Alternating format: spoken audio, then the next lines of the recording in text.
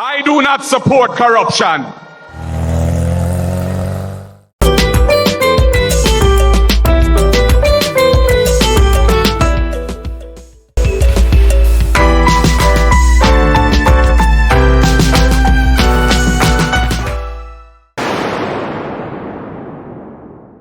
To the AVI-NUE, forward all loyal viewers and subscribers. Give thanks for your continued support. Today on the AVI-NUE, we will be looking at Shadow Minister Julian Robinson presentation in the Parliament today, giving his contribution towards the financial budget. Some people, let's get into it and hear what he got to say, because he delivered a lot, including schooling the JLP and Fayval Williams on the history of the economy. Some people, let's get into it and hear what he got to say. And in the meantime, leave your thoughts and views in the comment section. And if you are new here, my people, forward to the AVI-NUE. Don't forget to subscribe, like, and share. Yes, my people, let's get into it. JLP has gone to great lengths.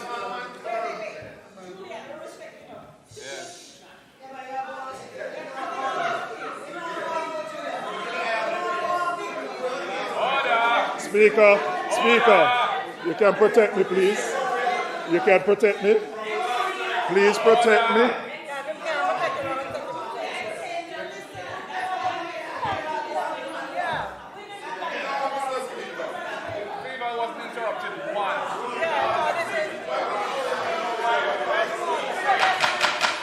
Mr. Speaker, when I invited my wife, I told her that they would be on good behavior,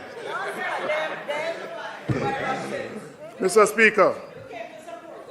Speaker, the JLP has gone to great lengths to downplay and deny the PMP's critical role in achieving macroeconomic stability that the country enjoys. They would have us believe that they single-handedly fixed the economy, as if history started in 2016. And I must tell you, when I listened to the history lesson on Tuesday, I noticed that it stopped at 2002. Yes. It stopped at 2002. It didn't go beyond 2002. Right?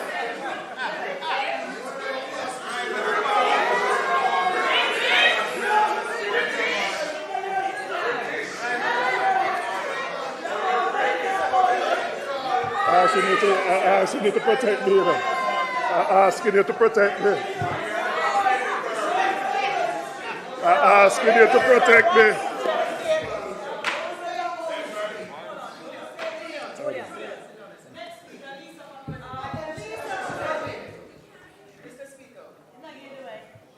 Madam, are you rising on a point of order? Yes. Please get to your point of order. I'm not a fast worker, Mr. Speaker.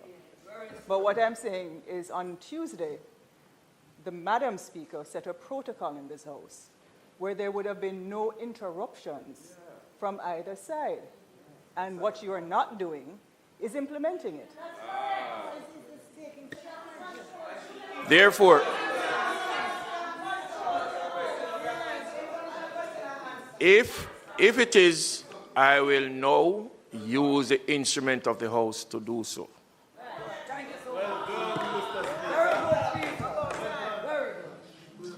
Thank you, Mr. Speaker. Mr. Speaker, I said the history lesson stopped at 2002. It never went any further. But it is my responsibility to remind this House and the country that the economic foundation that the country now enjoys was built by the People's National Party from 2012 to 2016. When we inherited our country's economic fundamentals were in a perilous state at the end of 2011 when the JLP left office. And Mr. Speaker, the PMP undertook the very difficult task of rebuilding our international credibility, of reestablishing relationships with donor agencies, and doing the heavy lifting to put the country back on the right track. So the macroeconomic fundamentals that are bearing fruit, now that returns on the structural and tax reforms which were implemented have led to higher revenues. And Mr. Speaker, it is because of those tax reforms that we implemented which led to efficiencies in tax collections, which have seen tax collection increase over a significant period of time and higher revenues for the government. So, Mr. Speaker, they can't claim paternity for fixing the economy. And if they try to claim paternity, we would call it a jacket. We would call it a jacket. And if you did the DNA, the DNA would say, enough for them picnic, a PMP picnic.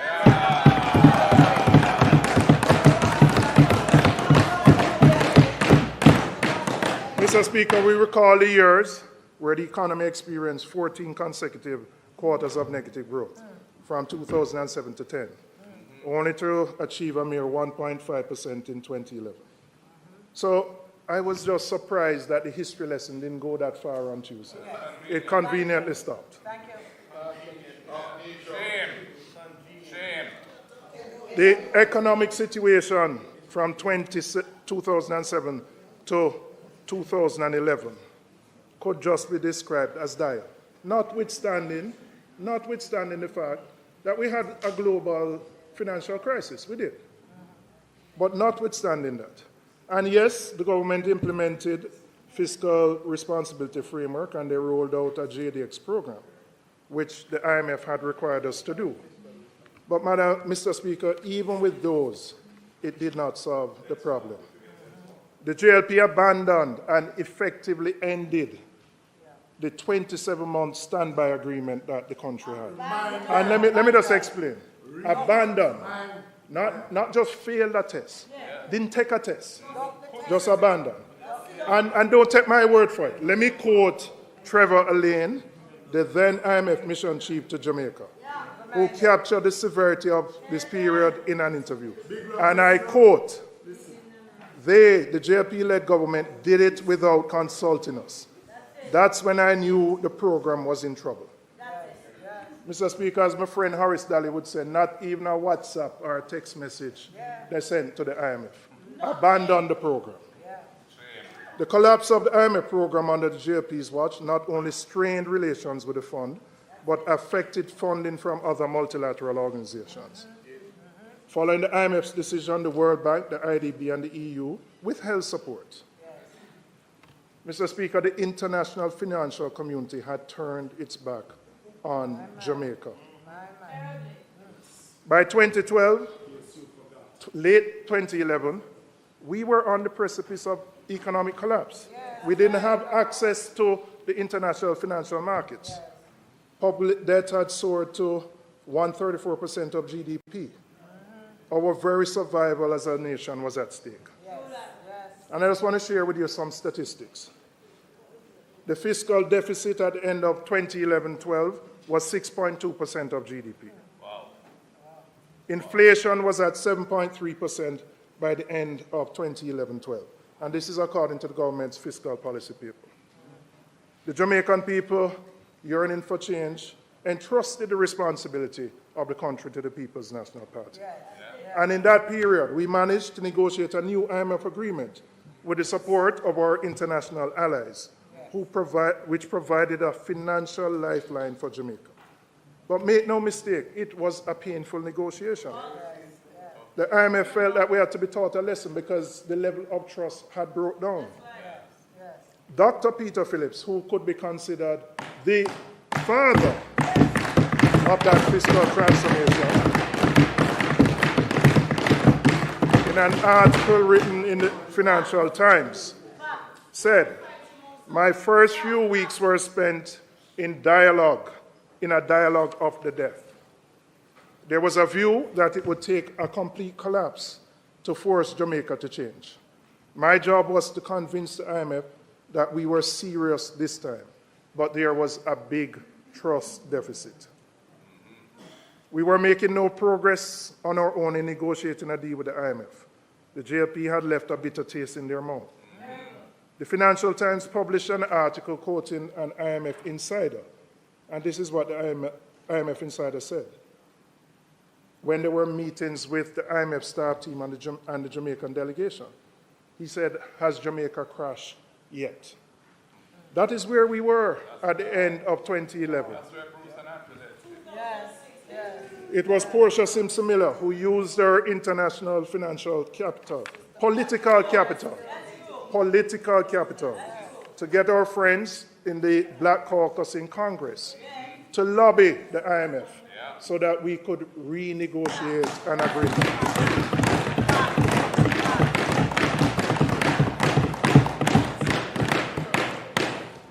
Congresswoman Maxine Waters led a delegation, I believe it was on Christmas Eve, to the IMF, to the then Managing Director, Christine Lagarde, and basically pleaded the case of Jamaica, for Jamaica to be heard.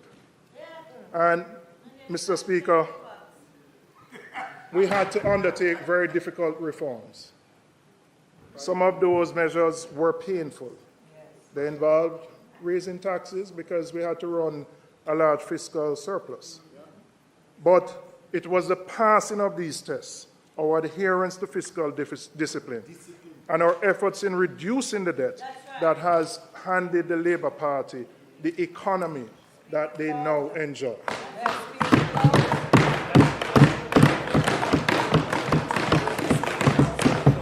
So, Mr. Speaker, when I listened to the history lesson on Tuesday, I wondered why the history lesson didn't go all the way up there.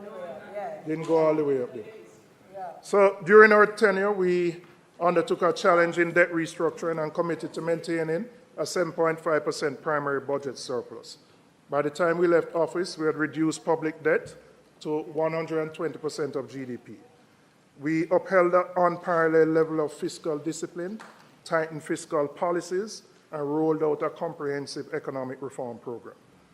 The program focused on structural reforms to stimulate growth and employment, significant fiscal adjustments backed by broad institutional reforms.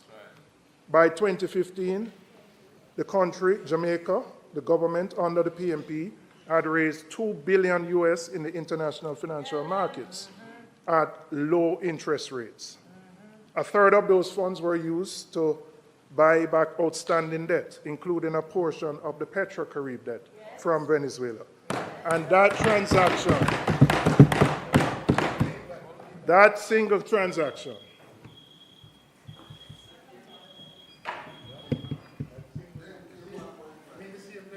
Mr. Speaker, the member's time for speaking having expired, I beg to move that he be allowed to complete his presentation. May it please you, Mr. Speaker. The request for desired time to be extended is on the floor. Those in favor?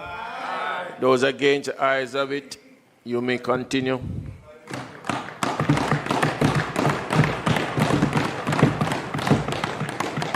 Let me repeat what I said.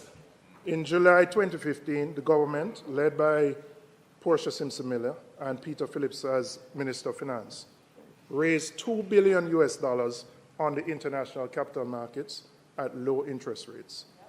A third of those funds were used to buy back outstanding debt, including the Petrocarib debt from Venezuela. That single transaction, Mr. Speaker, saved Jamaica over $300 million in debt servicing. Huh? Yes, we got a 50% discount on it. That allowed us to bring our debt to GDP ratio down by over 10%. But, Mr. Speaker, when we were doing that on that side, they were criticizing us. They were saying we shouldn't do it. They were saying we shouldn't reach out to our allies in the US for support. They felt the deal was wrong. You can look on it, it's there. That's you. It's there, it's there.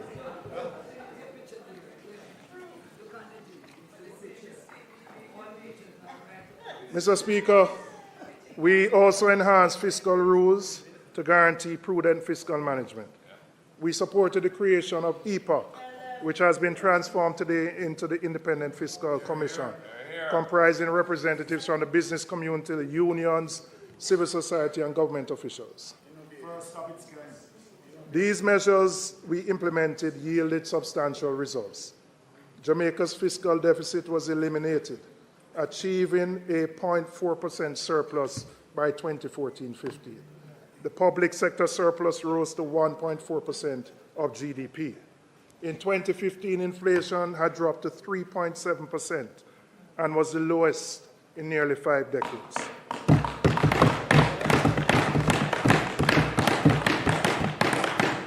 During that period, our economic progress did not go unnoticed.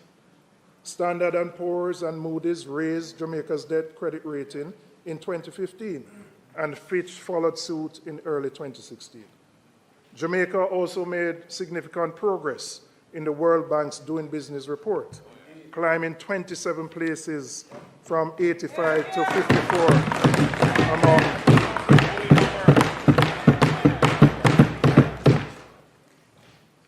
Mr. Speaker, the work done by the PMP administration did not go unnoticed. The IMF's then managing director, Christine Lagarde, and I quote what she said, "I want to pay tribute to Minister Phillips and his colleagues for what has been a clear change of course, making the hard choices and successfully completing 4 reviews." Right? She described the program's success as astonishing, a testament to Jamaica's disciplined and transparent economic management. And you will remember that she chose to come to Jamaica. And in that picture is the most honorable Portia Simpson Miller, Dr. Peter Phillips, and Horace Dyer.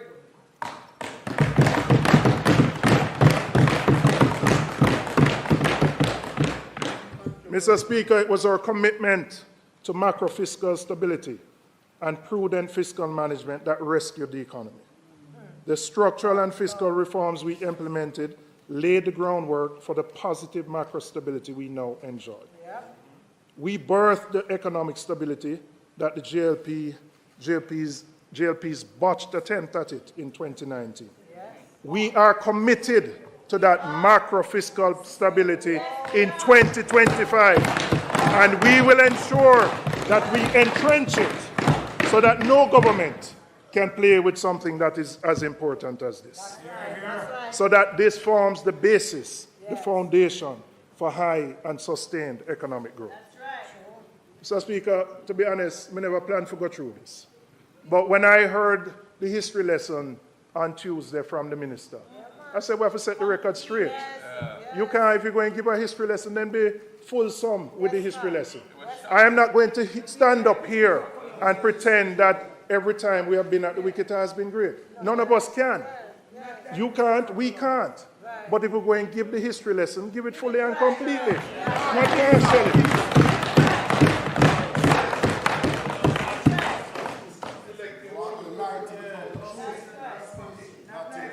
Mr. Speaker, I now want to look at the current government's track record on economic growth. Despite the posturing of having the strongest economic fundamentals in history. When they came to office in 2016, they promised sweeping prosperity. But now you have to ask prosperity for who? Who are the beneficiaries of that prosperity? It can't be prosperity for only a well-connected few. But make no mistake about it, Mr. Speaker, for the majority of Jamaicans, life remains a struggle. Life remains a struggle. Many people are just struggling to make their ends meet.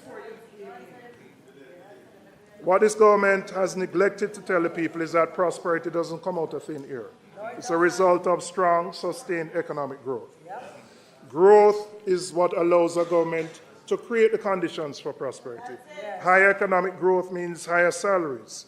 You can afford the lifestyle that you want. More revenues allows the government to invest in roads, hospitals, the healthcare system, so that we can improve the quality of life. Now, Mr. Speaker, The government likes to position their economic record on the basis that growth has only been interrupted by external conditions, namely COVID and the shocks of hurricanes. Right? Now, Madam Speaker, I'll ask you to look at the data from 2016 to 2019. This was a period where they promised the 5 in 4, the famous 5% growth in 4 years. And let's look at the data. It's not my data, it's starting data. In 2016, growth was 1.5%. In 2017, it was 0.7%. 0.7%. In 2018, 1.8%. And 2019, before COVID, it had fallen to 1%. This is before COVID. So if you average the 4 years, you're talking about growth of about 1.2%, less than 2% growth. And they had actually promised 5 in 4 growth. Now let's look at what happened during the COVID pandemic. We had a very steep fall of about a 10% fall. And quite frankly, we had a very strong recovery. We had what I would consider a V-shaped recovery.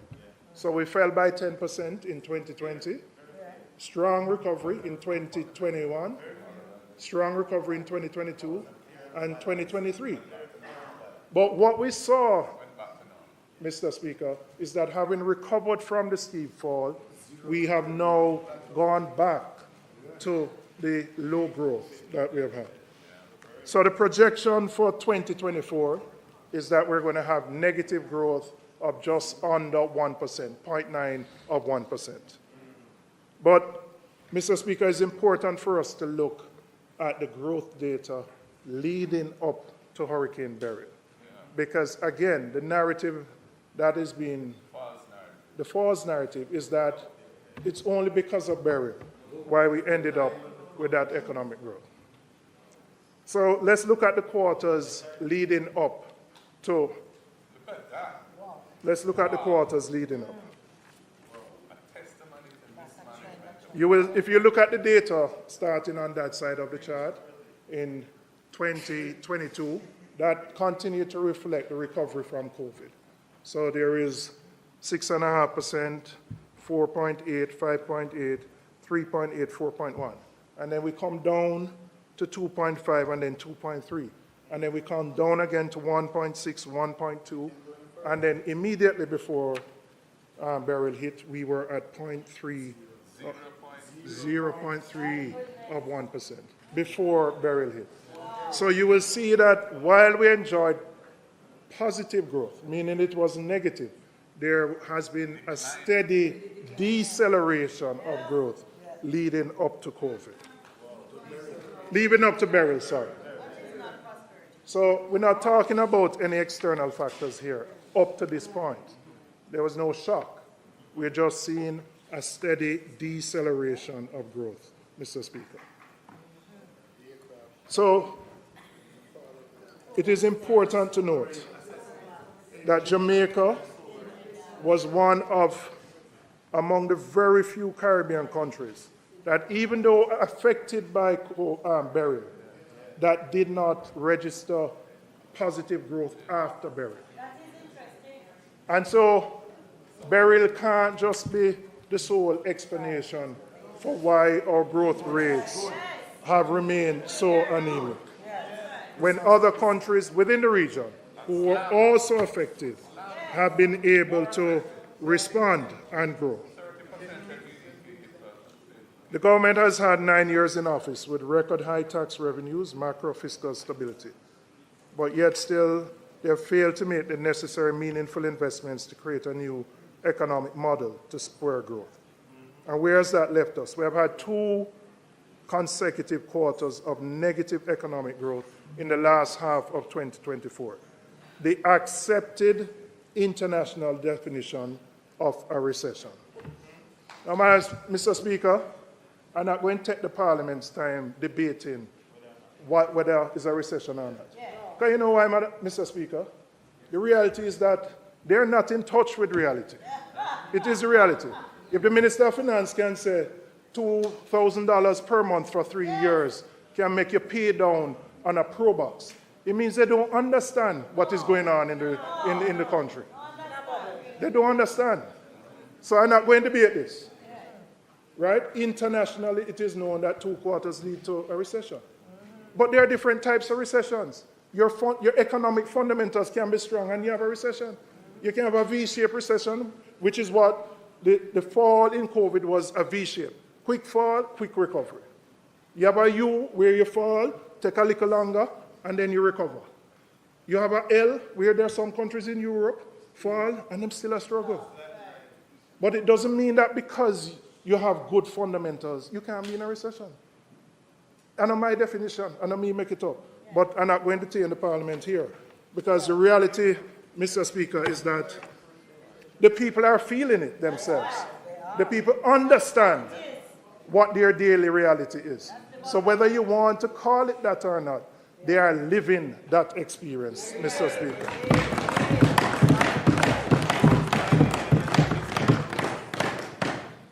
Mr. Speaker, in November last year, the government unveiled what they call the Pivot to Growth Initiative under the slogan Aspire, a 6-pillar strategy that they claim will usher Jamaica into a new era of economic transformation.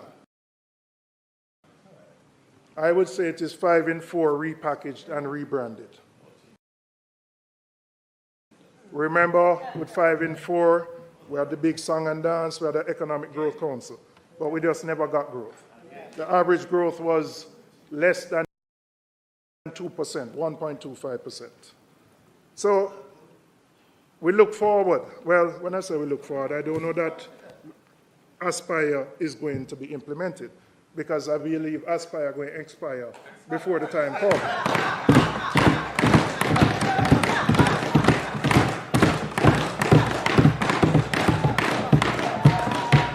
And really, the only pivot that will happen, Mr. Speaker, and that pivot will take place at any time when the member from West Central, St. Andrew, flies the gate. The only pivot that will take place is that we will pivot from here and we will go over there.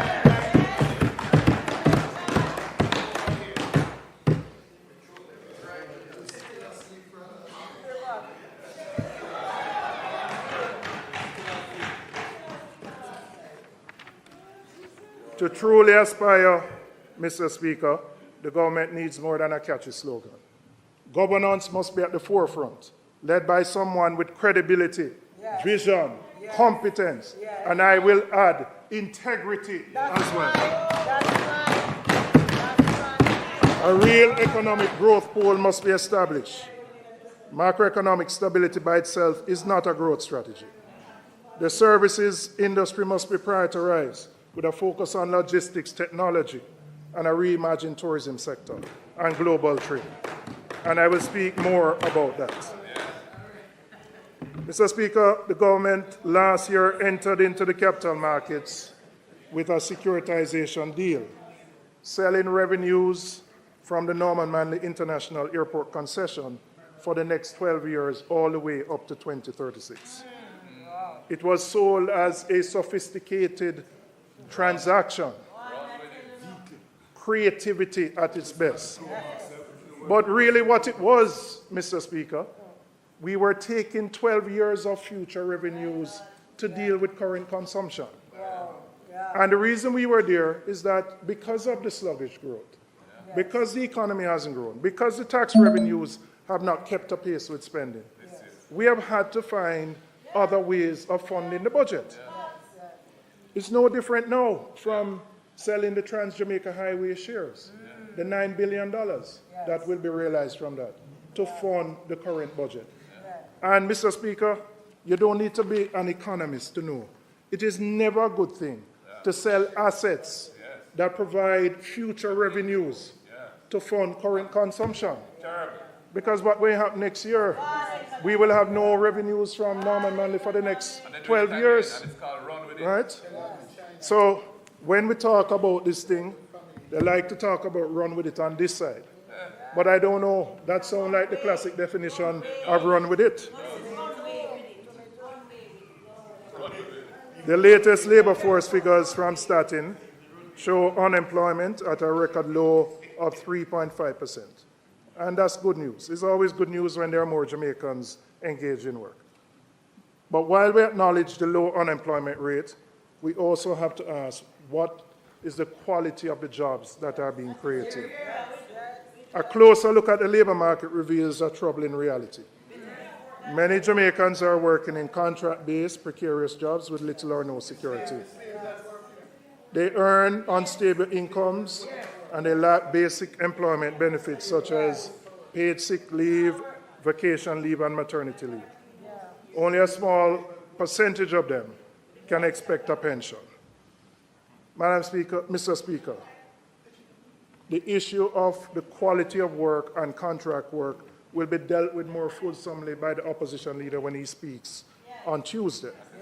But we are committed as a party to ensuring that there's equity and justice for those in the workforce.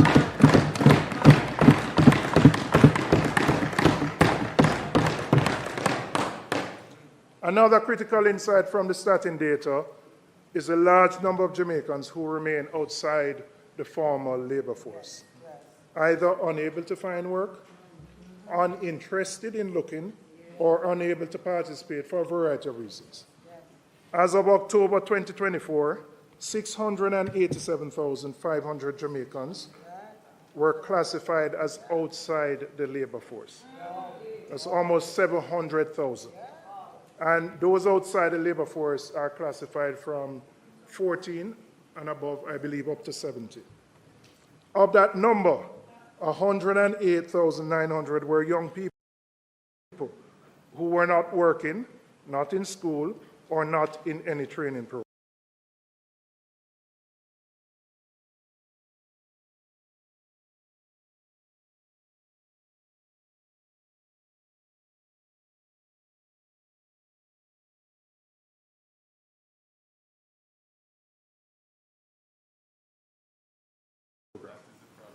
And really, huh?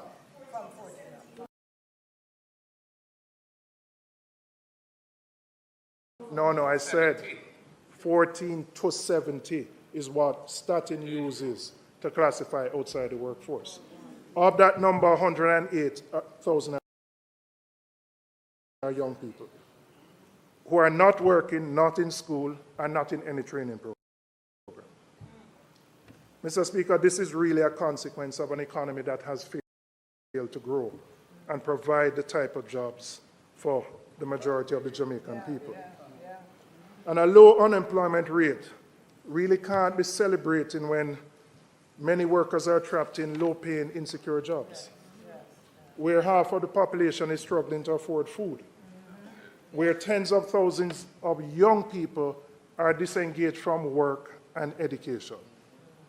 So while a low unemployment rate is always good, we must do more to address the crisis of low wages, job insecurity, and economic inequality.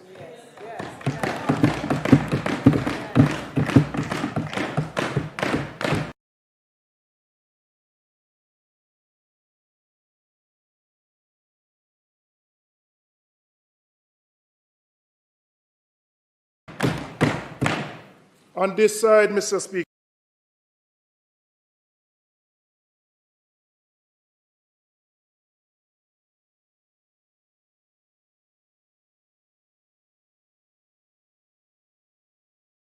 we believe in an economy that works for the many, not just the few.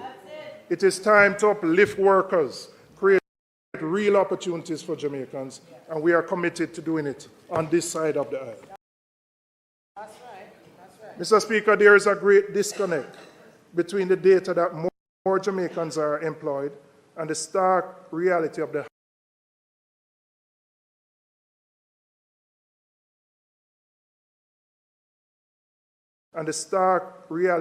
hardships that many of them face. In January of this year, a new report by the United Nations Food and Agricultural Organization found that between 2021 and 2023, a staggering 55.1% of Jamaicans experienced moderate or severe food insecurity. Not my data, Mr. Speaker. FAO did their own study. 55%, Mr. Speaker. Let that sink in. More than half of the population struggles to afford nutritious and balanced meals. Many Jamaicans are underfed and living in financial distress, despite being employed. So yes, more Jamaicans may be working than before, but what they are earning is simply not enough to make ends meet. Now, what is even more alarming, Mr. Speaker, is that when you look at the FAO data for the Caribbean, only Haiti has a worse food insecurity record than Jamaica. Only Haiti of all the countries in the Caribbean. And even more disturbing, Mr. Speaker, is that it is moving in the wrong direction. The table shows that the food insecurity is getting worse, not better. For Jamaica. For Jamaica. Not for the other countries. Minister, I'll send you the report. I'll send you the report. Not mine, not my data. Not my data, not our data. It is the United Nations FAO sobering study. Sobering study that all of us must reflect on. And part of the challenge, the survey of living conditions, which we used to do on an annual basis, I don't think we have produced one since COVID. So the data that is very specific to Jamaica about poverty and living conditions, we don't know. We don't have the data. One hasn't been completed. I mean, our census hasn't been completed, right? Mr. Speaker, it goes without saying that the cost of living crisis, I don't know that it has been produced. All right, okay. Your census couldn't finish.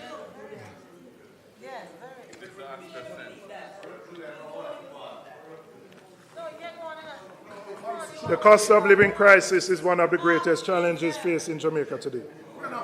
The harsh reality is that what the average Jamaican can afford today is less than what they could in 2016. And notwithstanding the challenges in the global economy, it is a fact that the failure to grow the economy has put us in a position where many Jamaicans are simply struggling and living hand to mouth. Yes.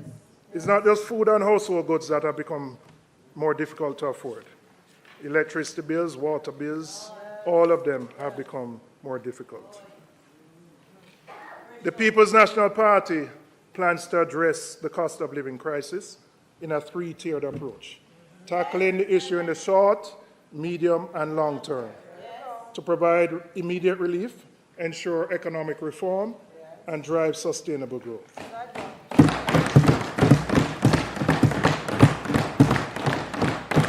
In the short term, to address the cost of living crisis, we are proposing targeted policies that will cater to different demographics. One, the young people, secondly, parents with children, and then the elderly. Mr. Speaker, we're going to, first commitment we're doing, we're going to extend the post-graduation moratorium for students who borrow money from the Student Loan Bureau. Yes. And the reason we're going to do that, many of those who graduate need more time to settle themselves in the workforce. Yes. Giving them an additional 6 months will allow them that time to get the kind of job, and to be able to start the repayment. So that's the first commitment, Mr. Speaker. We're going to extend that moratorium by 6 months.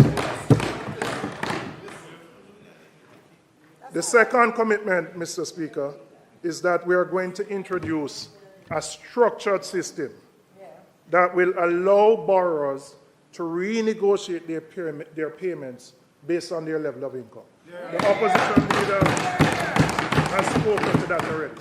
And I'm going to explain why this is important. So, and I'm going to use some round figures. Let's say you borrowed $5 million and your repayment is $30,000 a month. But you haven't gotten the kind of job that allows you to pay the $30,000 a month.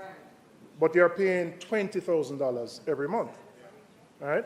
And the reality is that if you look at the unemployment data, it doesn't say this, but we have a large percentage of what you call underemployment.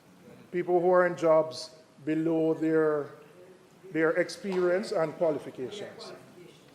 The challenge with the system right now is that even though you're paying the $20,000 that you can afford every month, you are considered delinquent and in default. And you're still paying the $20,000. And with the advent of the credit reporting systems, it means that those students are now confined to bad credit scores. So if they want to buy a car or if they want to buy a house, they have a very bad credit score. We are going to reform the Student Loan Bureau so that we can do away with that categorization of delinquency and being in default. So that not on an ad hoc basis, we will formalize it. You have to show your pay slip. You can't just come in and say, I can't pay the $30,000. You have to demonstrate what your income levels are. And once you maintain that and you're paying whether it's 20, you won't be considered in default so that your credit score won't be affected and it won't impact your ability to deal with.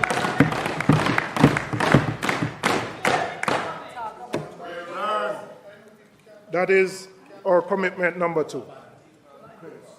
One of the biggest financial burdens on struggling families is the daily cost of sending their children to school. Not just the bus fare, but the lunch money. Many parents simply can't afford it.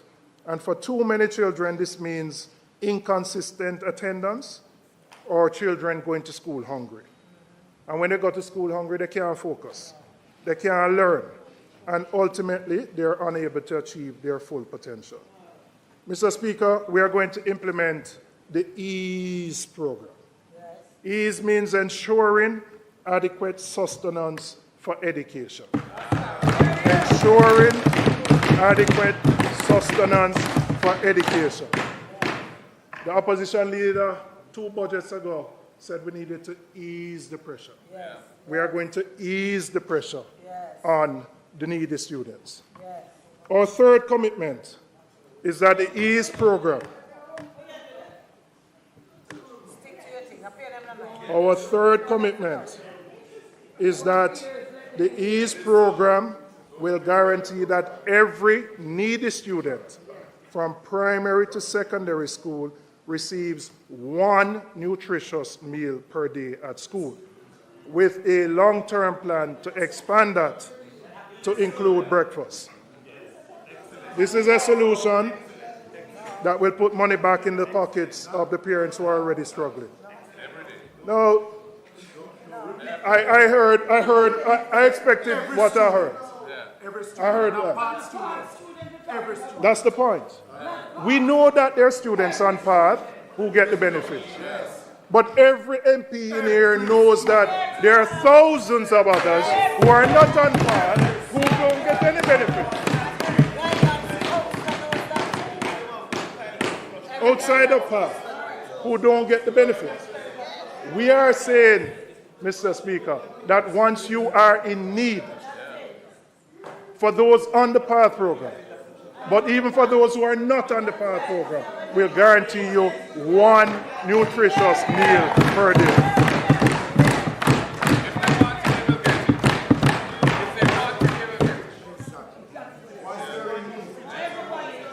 No, Mr. Speaker, we're going to phase in the EASE program, ensuring an efficient rollout that maximizes the impact while maintaining fiscal responsibility. The opposition leader will address the transportation plan in his presentation. But let me say this, if you can't afford the lunch money, more than likely you can't afford the bus fare either. And too often, many of us in our own constituencies, we will see children at home on a school day. And when you ask a parent why them can't go, and them just say, boy, I don't have the money to send the picnic to school. That is the reality of too many of our children. So our commitment is to ensure that every needy student, those on path, but those who are not, get one meal per day. I now want to move to how we plan to help those senior citizens, those who are 65 and over. Mr. Speaker, we're going to introduce for our elders or senior citizens who are retired a flat rate for their National Water Commission water bills.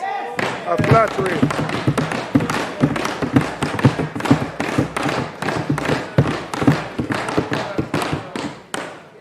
So every Jamaican 65 or over will benefit from a capped flat rate that will help to ease the financial burden.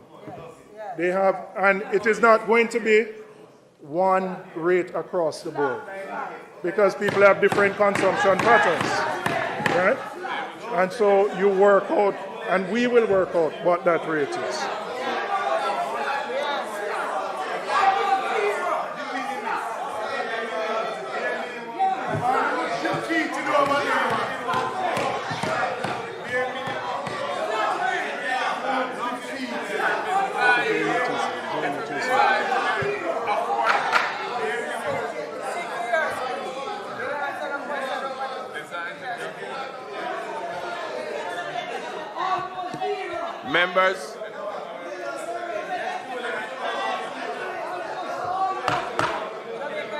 Members, please allow the speaker to continue.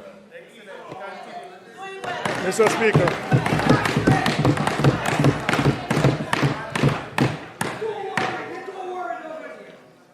Mr. Speaker, I now want to turn my attention to the state of the Jamaica Urban Transit Company, because it exemplifies a much bigger issue, which is the failure of the government to invest in essential services that directly impacts people's lives and their cost of living. Public transportation is a necessity for thousands of Jamaicans. It determines whether children get to school on time, whether workers arrive at their jobs without stress, whether families have a few extra dollars in their pocket at the end of the day. Yet JUTC has been systematically run down by this administration.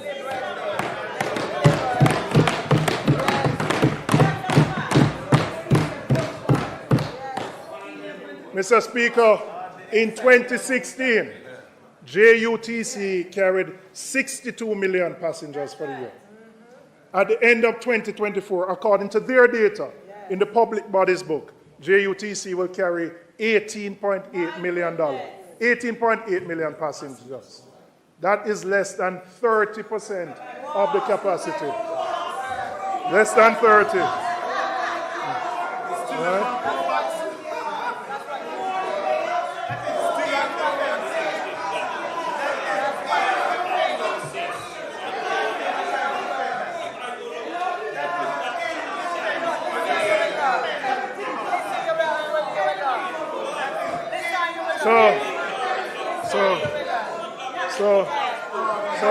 Mr. Speaker.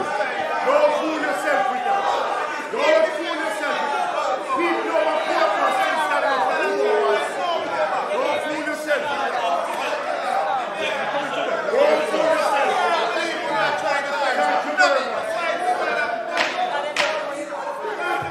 yourself with that.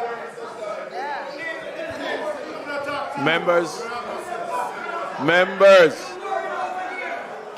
will you allow the speaker to continue, please? You know, if you want, you want me to? Members, I will not allow the speaker to continue until there is silence. Thank you. You may continue, sir. Well, I never know them would I get so excited, right? Mr. Speaker, I heard sotto voce a comment, so what? I'm going to tell you so what, right? I'm going to tell you why this matters. I'm going to tell you why it matters to Yvonne and her two grandchildren. Because when she comes to Spanish Town at 5 o'clock in the morning, she wait 1 hour on the JUTC bus. She can't get the JUTC bus with her two children. She have to go and jump in the coaster and pay $250 to go to school. And the money that she was going to give the 2 children for them lunch money, she have to spend on JUTC. And it take them and her 3 hours to get to school. So you impact her cost of living. You impact productivity in the country. And you impact the quality of life. So you can't say so what? You can't say so what? And you know why you can't say so what? Because the people who use JUTC are the most marginalized in our society, from the lowest socioeconomic groupings. So when you allow JUTC to run down like that, when you allow it to run down like that, right, where you're operating at 30% of the capacity, but with 30% of the capacity. So when you ordered the 100 buses last year, it's about 10 press release, Missy. I said press release when it order. I said press release when it come. I said press release 5 days before it come. Big song and dance. It has taken 8 years to add 100 buses. And you have another 100 buses. And you're operating at 30% of the capacity. But you know what is worse? The wage bill still running at the same rate as if you're at 100%. The spare parts bill running at the same. More. The fuel bill is running at the same it has been. Mismanagement and corruption. So, Michael going to have to deal with JUTC when he come. Because it have to clean up. Because we're running at 30% of the capacity. But we're spending more money on JUTC. So what? So what mean people have to pay more to reach school? So what mean people have to take 3 hours to reach where they go? And so what mean you are impacting negatively productivity and quality of life? Mismanagement and corruption. You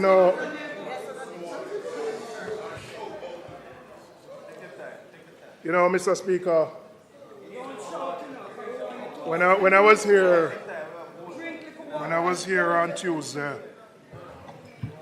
and I was listening to the Minister of Finance's presentation, and you know, every sector has to lobby for what they want.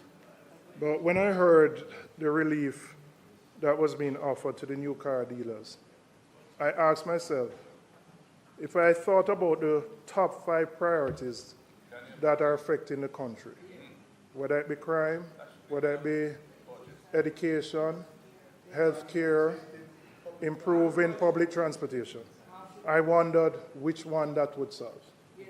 I wondered which one that would solve.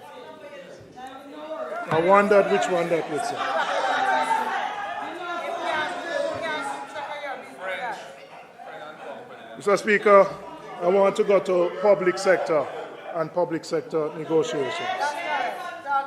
Mr. Speaker, I sympathize with every public sector group that has to endure the government's approach to wage negotiations. The way the administration has handled the review has led to protest, frustration, and public outcry. There was problem with teachers over graduate pay and retirement age. We have seen groups of doctors, junior doctors, consultants who have had to take industrial action in recent time in defense of the items they have agreed on. We have seen agitation from other groups, UTEC staff, as well as firefighters and correctional officers. At the heart of the problem, Mr. Speaker, is the government's tendency to sign an agreement with public sector workers only to ignore or to change the terms of the agreement. And then when that is done, and there may be good reasons why it is done, but if it is done, you need to come back to the table in an open and transparent manner and indicate to the persons why it is done. And unfortunately, what we are seeing is that groups will sit down in negotiations with the government, and then the circular, which formalizes what they have discussed and agreed, is a totally different matter. And there is a grave level of distrust between the union movement and the government around this issue. Yes, yes. An issue which is important and coming up relates to the increments that have been agreed between the government and the trade unions. And so I want to ask the Minister of Finance whether the budget provides for the payment of those increments, plus the wage claims that the government has received from the union movement. It is important to know so that unions who are expecting that those payments are going to be made at the beginning of the new financial year will know whether that will be done. When we were last in government, Mr. Speaker, we established the Public Sector Monitoring Committee, a critical platform that brought unions to the table, ensuring consultation, transparency, and trust in decision-making. What has become of that committee? We are committing, Mr. Speaker, to restoring that committee because we believe in dialogue, we believe in respect, and we believe in fairness. And as Michael Manley so powerfully put it, we have to restore the voice at the workplace.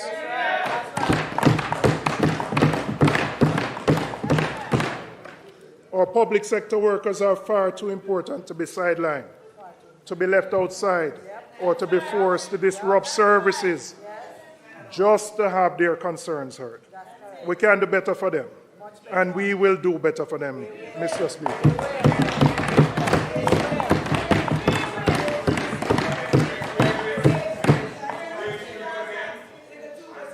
Mr. Speaker,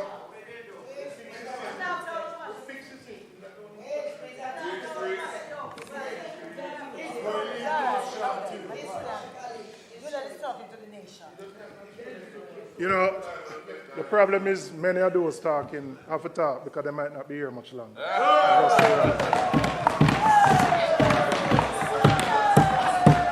Mr. Speaker, we currently have a high interest rate environment in the financial environment, and we understand why. The central bank had to increase interest rates to deal with the issue of inflation. And we had a period where inflation was high and the central bank had to increase their rates.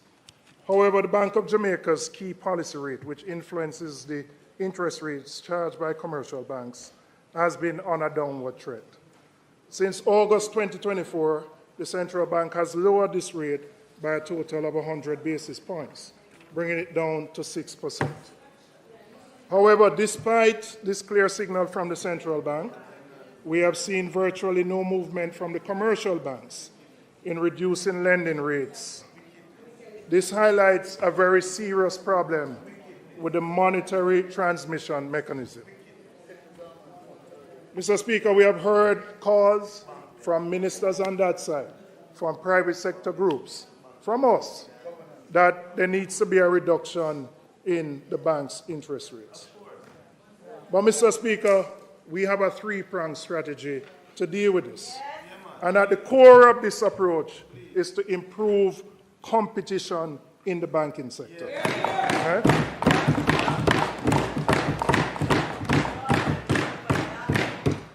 The problem, Mr. Speaker, is that we have a highly concentrated banking sector. Right? And the reason that interest rates are not moving down is because the sector lacks real effective competition. And I know the central bank is working on measures to deal with it. They are going to implement what they call the eKYC system, which will allow people to move and establish bank accounts easier. But that is not enough, and that's not going to be sufficient.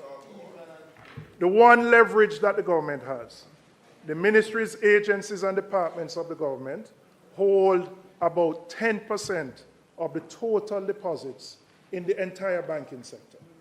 And our commitment, Mr. Speaker, is to introduce competition for those deposits, because the majority of the deposits now go to the two big banks, close to 70 or 80%. And there have been historic reasons for that. But we are going to introduce competition for those deposits, an auction system, so that the smaller banks can get some of those deposits. What will that do? And let me say, you have different types of deposits. You have the current demand deposits, where they need that to deal with current expenses. But you have longer-term deposits. And we're going to auction those so that all the banks, the 11 deposit-taking institutions, can compete for the government deposits. That is our commitment, number 6.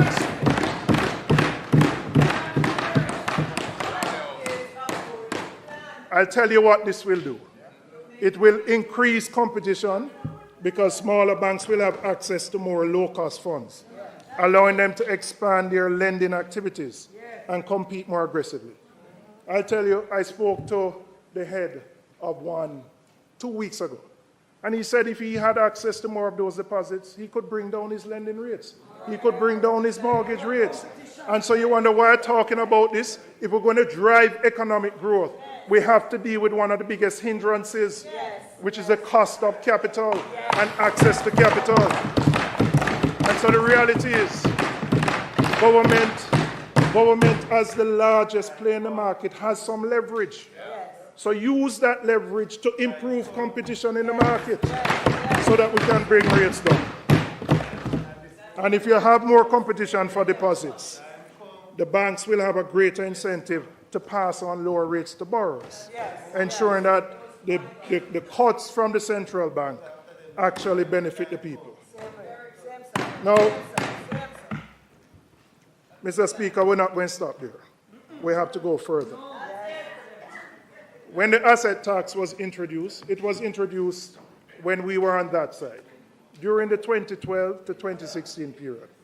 And it was introduced because as part of the IMF stipulations, we had to run a high primary surplus of 7.5%. And so the asset tax was introduced. Even though it was intended to be a short-term measure to plug the gap, the asset tax has remained. And it has been a sore point for the banks.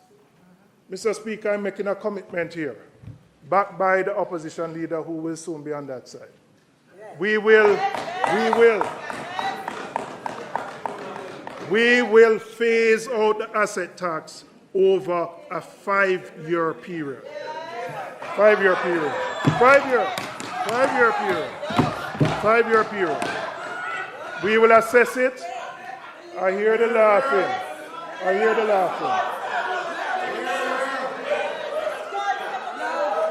laughing. They have kept it for 9 years and done nothing. They have kept it for 9 years and done nothing. And you have kept it for 9 years and done nothing. We're going to phase it out because we have to assess the impact on the government's revenues.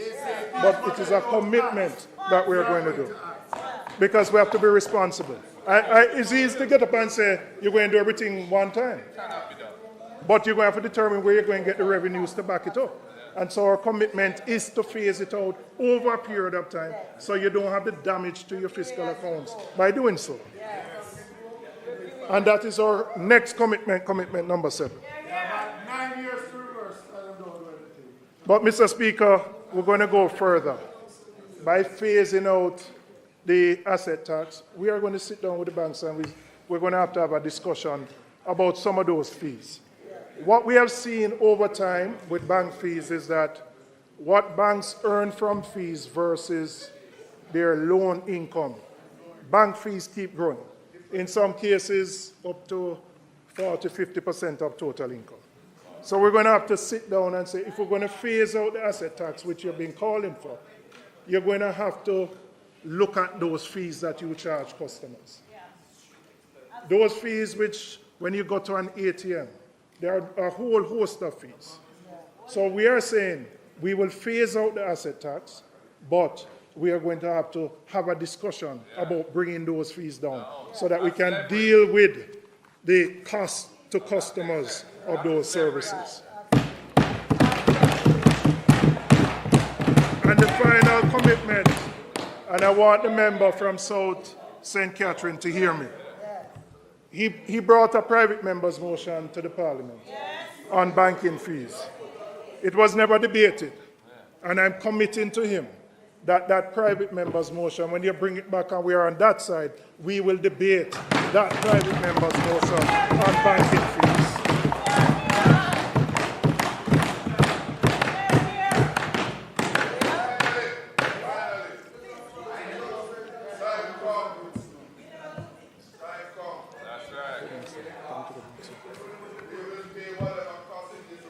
Mr. Speaker,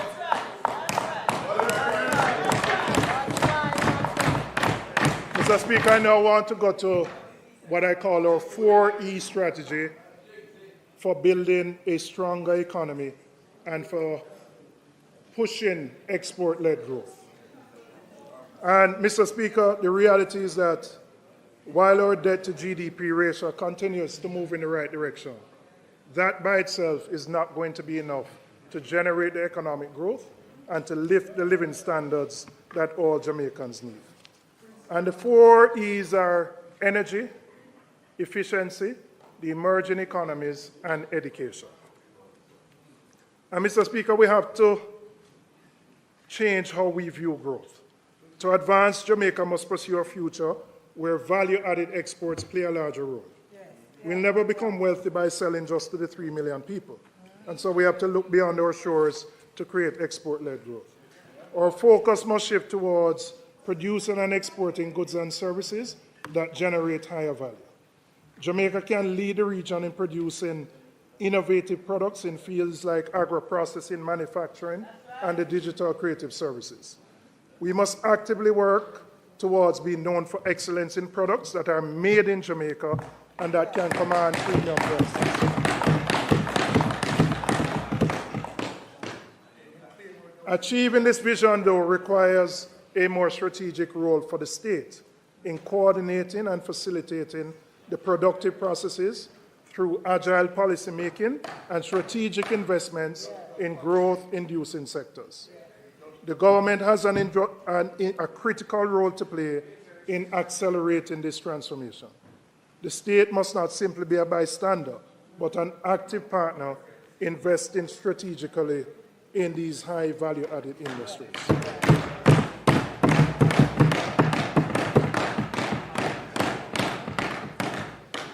Mr. Speaker, the cost of energy is a major component in the productive process of all countries.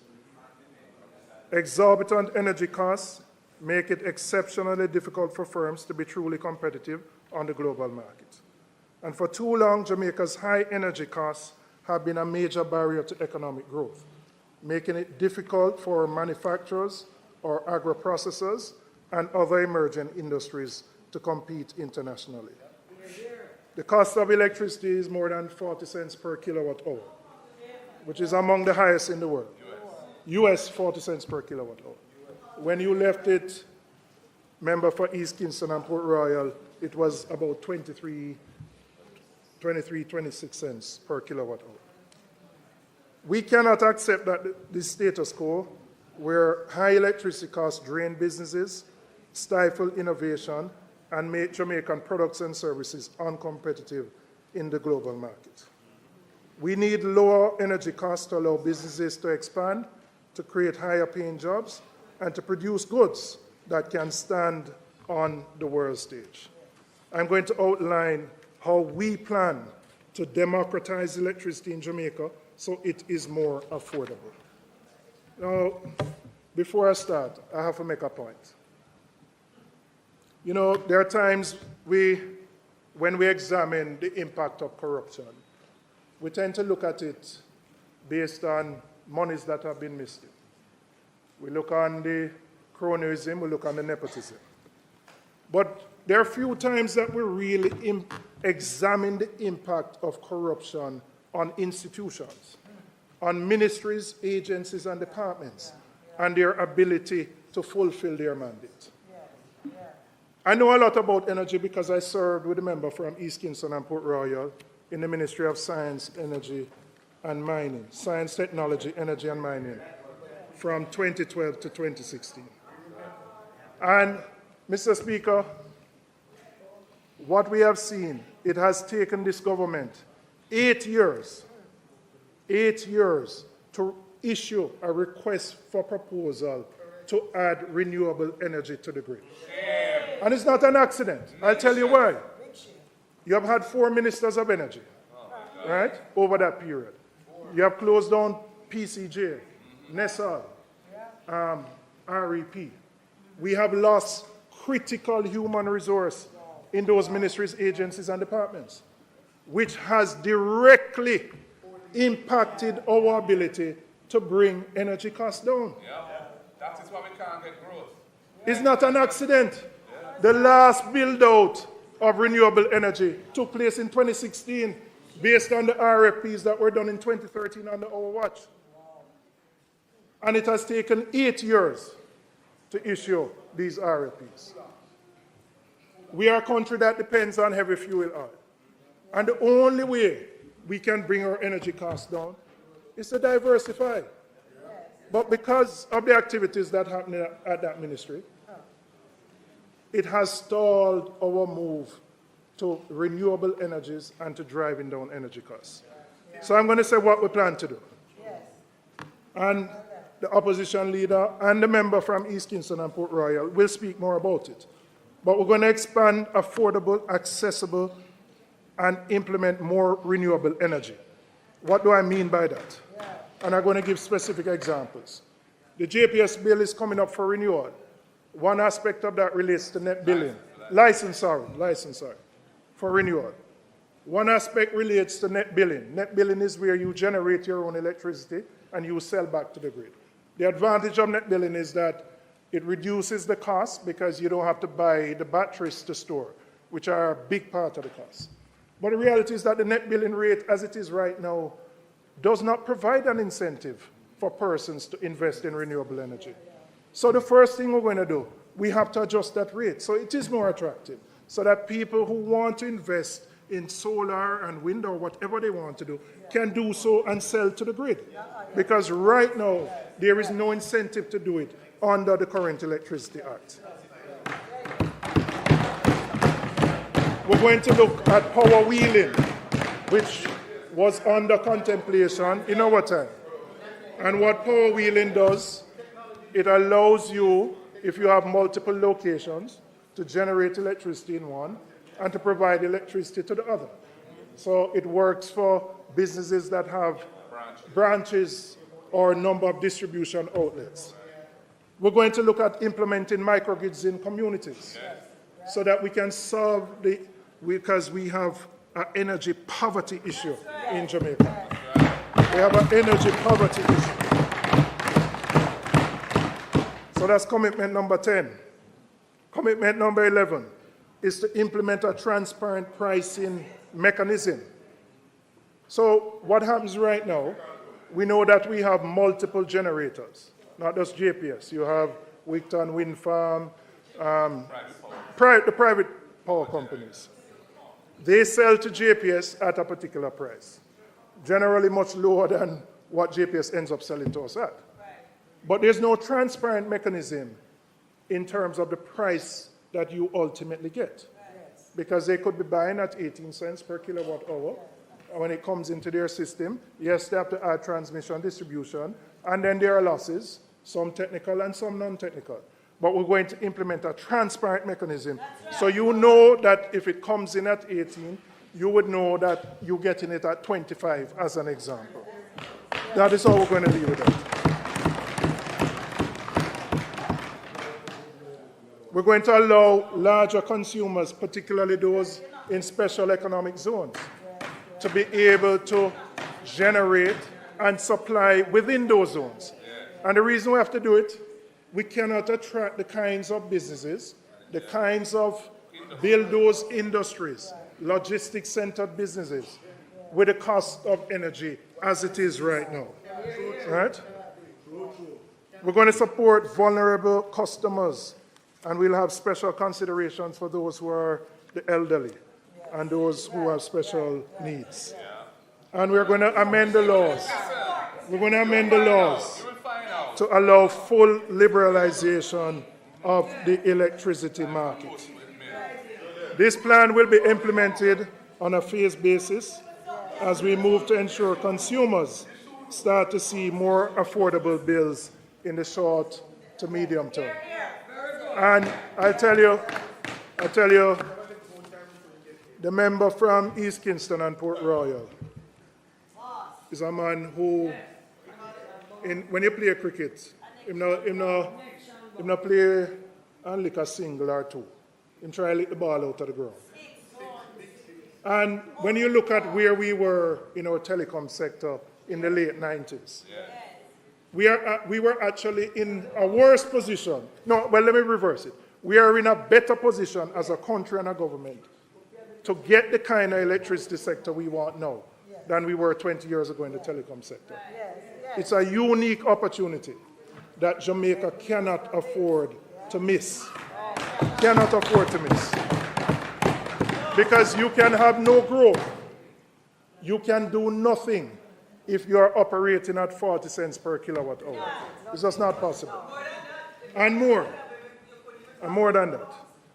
So, Mr. Speaker, we have a plan. The opposition leader going to spend some more time on it Tuesday. And the member from East Kingston and Port Royal will also be talking about it.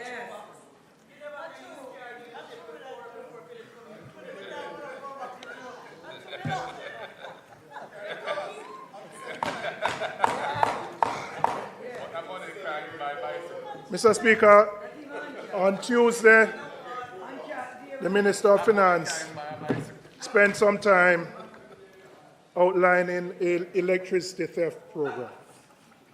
And, Mr. Speaker, I take no issue. Yeah, man, it ball, but deal with it. You learn to accept it with the old age, right? I don't put anything in there to keep it going, though, like you. Mr. Speaker, in 2014, we commenced a pilot with JSIF and the JPS. I know a lot about the program because at the time the then Prime Minister asked me to lead that program. That initiative was designed to deal with the issue of electricity theft. And we identified 7 communities. There was one in my constituency, one in the leader of the opposition's constituency, the then leader of the opposition, now Prime Minister, one in the member from West Kingston constituency. It never happened. It never happened. Why?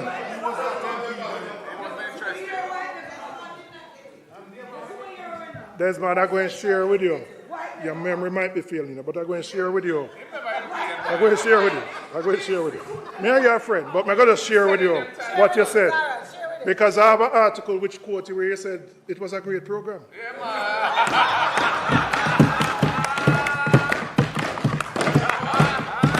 I'm going to share the article with you. But, Mr. Speaker, I just want to explain what we did at the time and what the program was. So the program involved a number of components. It involved the wiring of houses because, as you know, it is probably the single greatest deterrent to people coming on the grid formally.